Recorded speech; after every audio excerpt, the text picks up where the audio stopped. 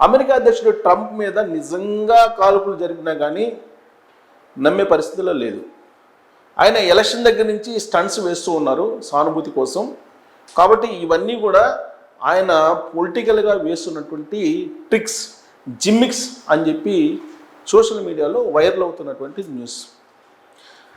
తాజాగా వాషింగ్టన్లో ఉండేటువంటి ప్రతినిధులకి డిన్నర్ ఇచ్చారు. డిన్నర్ అయిపోయింది రాత్రి 8:40 ఆ తర్వాత ప్రోగ్రాం ప్రారంభమయ్యేటప్పుడు ఒక అహంతకుడు అలెన్ అనేటువంటి అతను ఆయుధాలతో ధరించినటువంటి వ్యక్తి మొత్తం హోటల్లోకి వచ్చేసాడు. అక్కడ హడ్డిల్స్ని కూడా దాటుకొని వచ్చేసారు, సెక్యూరిటీని కూడా దాటుకొని వచ్చేసాడు. దాన్ని గమనించినటువంటి Trump secret service agents call చేశారు, అతన్ని పట్టుకున్నారు. పట్టుకొని విచారిస్తూ ఉన్నారు. మరి ట్రంప్కి ఏమైనా అయిందంటే ఏమీ కాల. ట్రంప్ భార్యకి ఏమీ కాల, మెలానీకి కానీ ఏమీ కాల, ఎవరికి. బట్ ఇంక ధైర్యంగా నేను ఇక్కడే ఉంటానని చెప్తున్నారు ఆయన. ఎక్కడ? వాషింగ్టన్ హిల్టన్ అనేటువంటి హోటల్లో.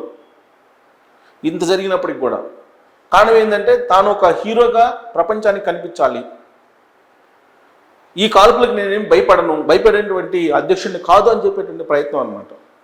యాక్చువల్గా సీక్రెట్ సర్వీస్ ఏజెంట్లు చెప్పింది వినాలి. ఎందుకంటే నిఘా సంస్థ, అత్యంత ప్రతిష్టాత్మకమైన నిఘా సంస్థ అమెరికాకి ఏదైనా ఉందంటే అది సీక్రెట్ సర్వీస్ ఏజెంట్స్. ఇది అమెరికా అధ్యక్ష భద్రతను, రక్షణను పర్యవేక్షిస్తుంది. దాంతోపాటు FBI, federal bureau of investigation, ఇది అత్యంత మెరుగైనటువంటి దర్యాప్తు సంస్థ. Federal bureau of investigation, FBI కానీ లేదంటే సీక్రెట్ సర్వీస్ కానీ ఇవి భద్రతను మొత్తం చూస్తూ ఉంటాయి. మరి ట్రంప్కి ఇంత జరుగుతూ ఉన్నప్పుడు భద్రత కల్పించలేదంటే ఇది అమెరికా సీక్రెట్ సర్వీస్ వైఫల్యం కాదా, FBI వైఫల్యం కాదా అని అంటే ఖచ్చితంగా వాళ్ళ వైఫల్యమే. ఒకవేళ కనుక ఇది జరిగి ఉంటే, లేదా ఇది స్టంట్ అయితే మాత్రం ఇది వాళ్ళ వైఫల్యం కింద వెళ్ళిపోతుంది. ట్రంప్కి మాత్రం క్రేజ్ పెరుగుతుంది.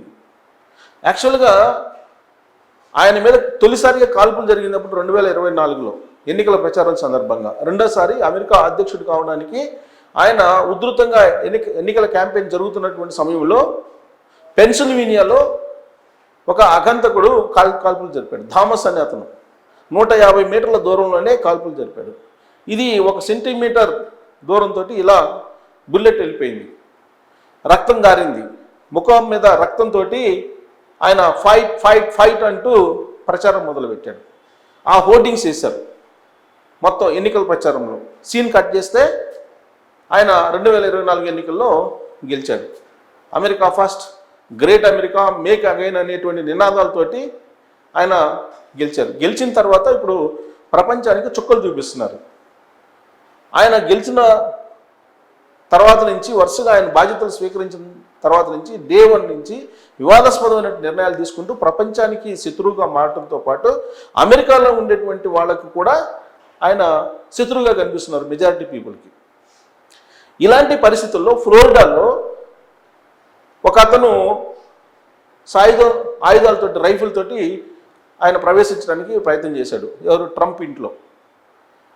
ఆయన గోల్ఫ్ ఆడుతున్నటువంటి సమయంలో గోల్ఫ్ కోర్స్ దగ్గర ఒక రైఫిల్ని ఎక్కుపెట్టినటువంటి వ్యక్తి కనిపించాడు అక్కడ ఉన్నటువంటి సీక్రెట్ ఏజెన్సీకి.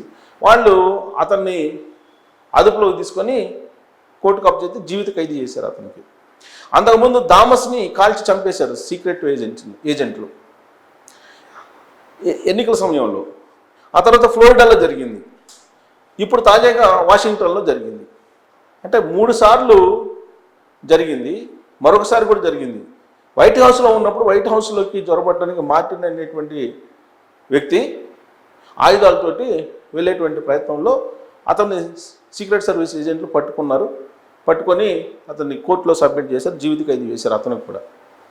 ఇన్ని జరుగుతూ ఉన్నాయని అంటే అమెరికా సీక్రెట్ ఏజెన్సీ ఘోర వైఫల్యమా అంటే వైఫల్యమే.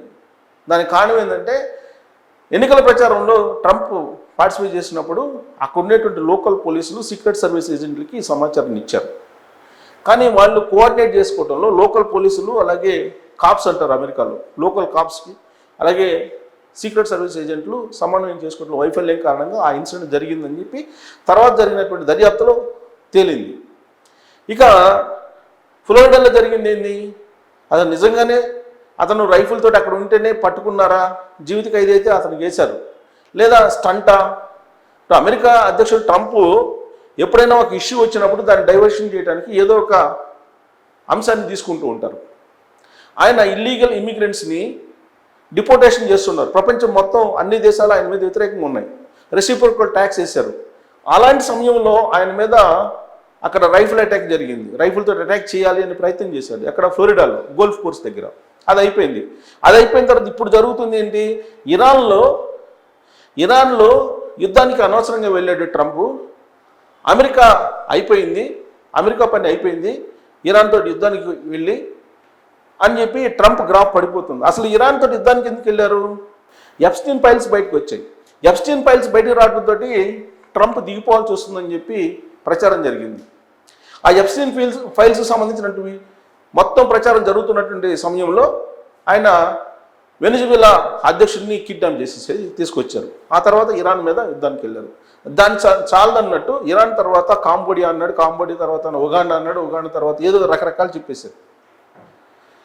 ఈ మొత్తంతో ప్రపంచం వ్యతిరేకత అయింది ఆయనకి. లోకల్గా కూడా సర్వే చేస్తే ఆయనకి ప్రతికూలమైనటువంటి పరిస్థితి. 60% మంది అసంతృప్తిగా ఉన్నారు ఆయన నాయకత్వం మీద. నవంబర్లో మధ్యంతర ఎన్నికలు జరగబోతున్నాయి. ఇదే అసంతృప్తి, ఇదే వ్యతిరేకత కనుక కొనసాగితే రాబోయే రోజుల్లో రిపబ్లికన్ పార్టీ ఓడిపోయే అవకాశం ఉంది. ట్రంప్ దూకుడు పూర్తిగా తగ్గేటువంటి అవకాశం ఉంది. ఇది ఏమాత్రం నచ్చనటువంటి ట్రంప్ ఇప్పుడు పూర్తిగా ఈ ఇరాన్ యుద్ధంలో ఓటమిని అంగీకరించకుండా దీన్ని పూర్తిగా డైవర్ట్ చేయడానికి, ప్రపంచం మొత్తాన్ని దృష్టి మార్చడానికి ఇప్పుడు వాషింగ్టన్లో జరిగినటువంటి హిల్టన్ హోటల్లో జరిగినటువంటి ఇన్సిడెంట్ ఉపయోగపడుతుంది. మొత్తం ప్రపంచం యొక్క అటెన్షన్ మొత్తం కూడా ఇప్పుడు ట్రంప్ మీద అత్యాచారం చేయబోయారు అనేది మాత్రమే ఇప్పుడు చర్చించుకుంటున్నారు. సో ట్రంప్కి సానుభూతి, ఇప్పటి వరకు వ్యతిరేకత ఆయన అంటే సహజంగా ఏంటంటే ఇలాంటి ఇన్సిడెంట్స్ జరిగినప్పుడు అప్పటి వరకు ఉన్నటువంటి వ్యతిరేకత కాస్త సానుభూతిగా మారుతుంది. ఇది పొలిటీషియన్స్కి చాలామందికి తెలుసు, వెన్నతో పెట్టినటువంటి విద్య. అందులో ట్రంప్ లాంటి వాళ్ళకి, అలాగే మన తెలుగు రాష్ట్రాల్లో కూడా కొంతమంది ఉన్నారు. వాళ్ళ పేర్లు నేను చెప్పదలుచుకోవట్లేదు, ఎందుకంటే అంతర్జాతీయ న్యూస్ కాబట్టి, మనం ట్రంప్ గురించి మాట్లాడుకుంటున్నాం కాబట్టి. మనం విన్నాం ఎలక్షన్ సమయంలో ఎన్ని జిమ్మికులు చేశారో, ఆ రోజు ప్రశాంత్ కిషోర్ ఎన్ని జిమ్మికులు చేయించారో, పశ్చిమ బెంగాల్లో చేయించారు, ఆంధ్రాలో చేయించారు, తెలంగాణలో చేయించారు, అన్ని రకాల్లో చేయించారు. సో అలానే ట్రంప్ కూడా మొత్తం ప్రపంచం మొత్తం కూడా ట్రంప్ ఓడిపోయాడు. ఇరాన్ యుద్ధంలో అమెరికా ఓడిపోయింది, అమెరికా దివాళా తీస్తుంది, అమెరికా ఖాళీ అవుతుంది అనేటువంటి న్యూస్ స్ప్రెడ్ అవుతున్నటువంటి సమయంలో ఇప్పుడు వాషింగ్టన్లో ఉన్నటువంటి వైట్ హౌస్ ప్రతినిధులకు ఇస్తున్నటువంటి డిన్నర్ల సందర్భంగా జరిగినటువంటి సంఘటన యావత్ ప్రపంచాన్ని ఇప్పుడు ఆలోచింపజేస్తుంది. At the same time Trump కావాలని ఇవన్నీ చేస్తున్నాడా సానుభూతి కోసం, లేదంటే నిజంగానే ట్రంప్ మీద అత్యాయత్నాలు జరుగుతున్నాయా? 2024 నుంచి ఇప్పటి వరకు 3 సార్లు అత్యాయత్నాలు జరిగినాయి. ఒకసారి ఆయన ఇంట్లోకి సాయుధ వ్యక్తి ఎంటర్ అయ్యే ప్రయత్నం చేశారు. మరి ఇంత జరుగుతుంటే అమెరికాకు సంబంధించిన నిఘా వ్యవస్థలు ఏం చేస్తున్నాయి? అమెరికాకు సంబంధించినటువంటి సీక్రెట్ సర్వీస్ ఏజెంట్లు ఏం చేస్తున్నట్టు? ఒక అగ్రరాజ్యానికి సంబంధించినటువంటి అధ్యక్షుడికే ఇలా జరుగుతుంటే ఆ దేశం యొక్క గూఢాచర్యం ఏంటి అనేటువంటి ఒక పెద్ద ప్రశ్న వస్తుంది. నిజంగా కనుక ఇవి జరిగి ఉంటే అమెరికా యొక్క గూఢాచర్యం డొల్లతనం బయటపడినట్టు అవుతుంది. ఇంత జరుగుతున్న అంత డొల్లగా ఉందా గూఢాచర్యం అమెరికాదంటే? ఉండదు. ఇప్పుడు కూడా అమెరికాది అంత డొల్లగా ఉండదు, నిఘా వ్యవస్థ అంత బలహీనంగా ఉండదు. కావాలనే ట్రంప్ ఇలాంటి స్టంట్లు వేస్తున్నారు అనేది కూడా వినిపిస్తుంది.